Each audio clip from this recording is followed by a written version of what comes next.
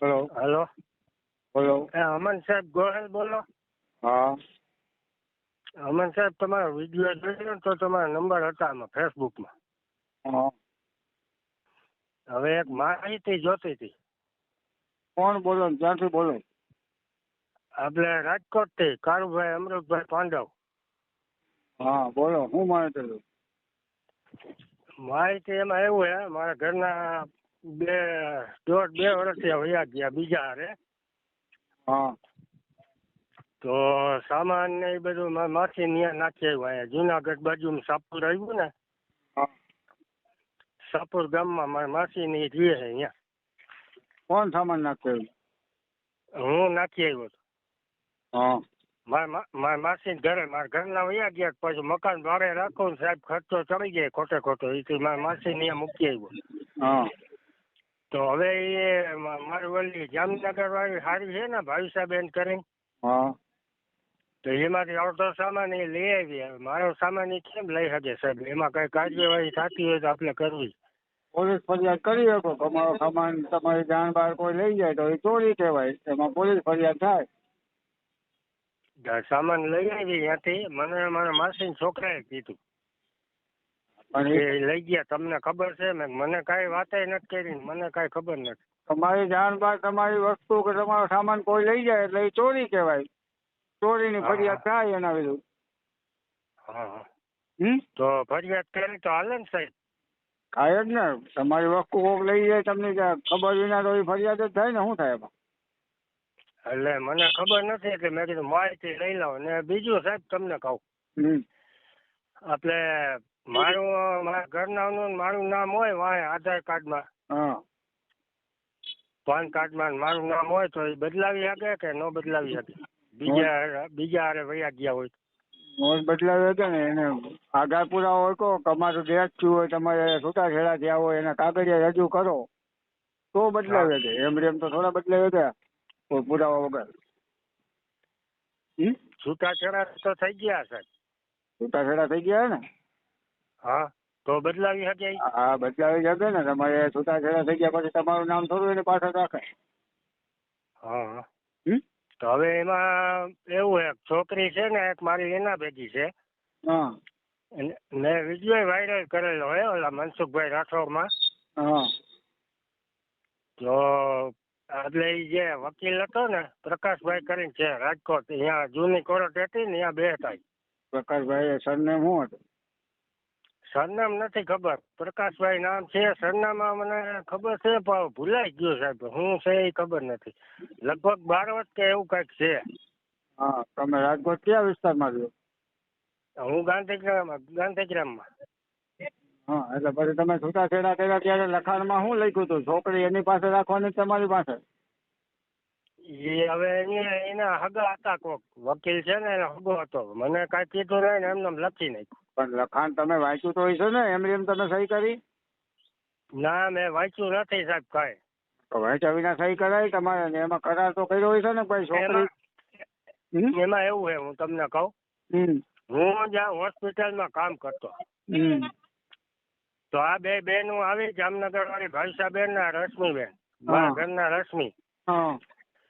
તો એ બે અગાઉ જઈને લખાવી લીધું ને પછી મને સહી કરવા ફોન કર્યો કે આમાં સહી કરવાની આવો ને. આવી રીતે છે ને 2-4 જગ્યાએ લોન લઈ લીધી સાહેબ મારા નામે. એટલે તમે છૂટાછેડા કરવામાં રાજી હતા કે પરાણે કરાવ્યા? પરાણે કરાવ્યા ભાઈ. રાજી થોડા હોય સાહેબ. 13 વર્ષની દીકરીને મારી જિંદગી બગાડી નાખી. તો પછી તમારી જાણ બાર છૂટાછેડા કર્યા હોય ને તમારે છૂટાછેડા ન કરવા હોય તો એની ફરિયાદ થાય ભાઈ મારે કઈ છૂટાછેડા કરવા નથી અને આ લોકો મારી થઈ ગયા હવે આમાં એમ નહીં થઈ ગયા હવે આમાં કઈ થઈ શકે એમ? કેદી કર્યા? કર્યા એને તો 2 વર્ષ જેવું થઈ ગયું હશે.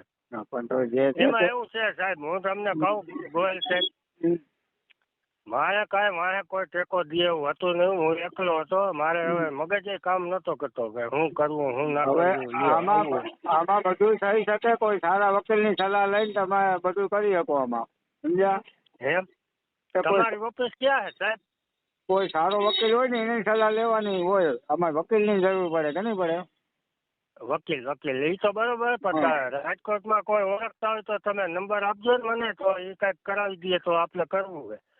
હા એ તો વકીલ તો તમને ઘણા મળી જાય, કોર્ટે જાવ ને આ બધી વાત કરો એમાં એવું હોય સાહેબ, અમુક એને નહીતવા રાખે કે આ કાલ આવજો ને પરમદી આવજો ને ઓલેદી આવજો. હા હવે એક તો આપણે કામ ધંધો કરતા હોય સાહેબ, હવે ઘણી જવાય ન દઈએ પ્રાઇવેટ નોકરીમાં. તમે બાય કાસ્ટ કેવા? અમે રાજકોટ. રાજકોટ એમ? હા કાંઈ વાંધો નહીં. હવે કોઈ એવો એડવોકેટ હશે ને તો તમને નંબર એના આપીશ, તમે એને મળી લેજો બરાબર, એ તમને બધી સલાહ આપશે. એટલે એમાં એવું હોય સાહેબ લઈ ગયા 2 વર્ષ થઈ ગયા ને, જે અહીંયા રાજ હોસ્પિટલ છે ને અહીંયા માલવીયા ચોક પાસે, ત્યાં એના મમ્મી ને એ બધા કામ કરતા 6-7 જણા મારી ઉપર આવું કુંડારું કરી નાખ્યું સાહેબ. પણ જે તે સમયે તમારે ફરિયાદ કરાય ને, તમારી જાણ બહાર ને તમારી મરજી વિરુદ્ધના છૂટાછેડા કર્યા હોય, તમારી ઉપર આવું કર્યું હોય, એના વિરુદ્ધ પોલીસ ફરિયાદ થાય તો જે તે સમયે તમારે કરવાની હોય ને. હવે કર્યું હોય તો તમે કોઈ સારા વકીલની સલાહ લઈ અને એમાં એવું હોય સાહેબ, હું એને 15 દિવસ જેવું થઈ ગયું ને, મને એમ કે બેન ના ઘરે ને માસી ઘરે ગઈ છે, આજ એમ કરી ગઈ કે હું મારા બેન ના ઘરે જાઉં છું.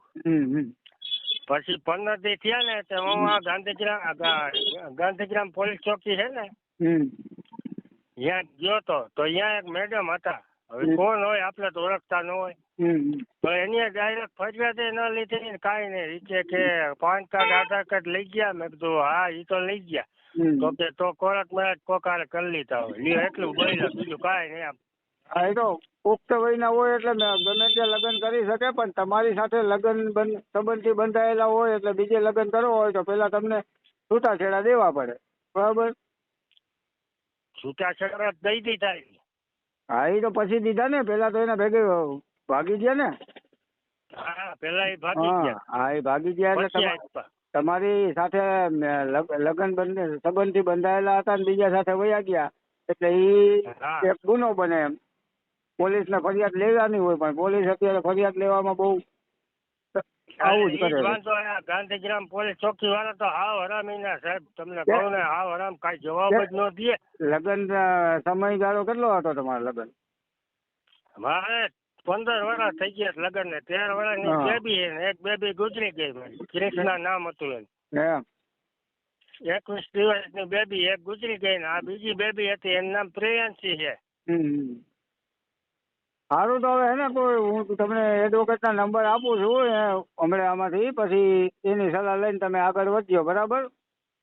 તો આમાં વોટ્સઅપમાં મેસેજ કરી દેજો, હું તમારો નંબર સેવ કરી લઉં. હા અને આપણે આજે વાત કરી એને ઓડિયોમાં વાયરલ કરી તો વાંધો નથી ને તમને કઈ?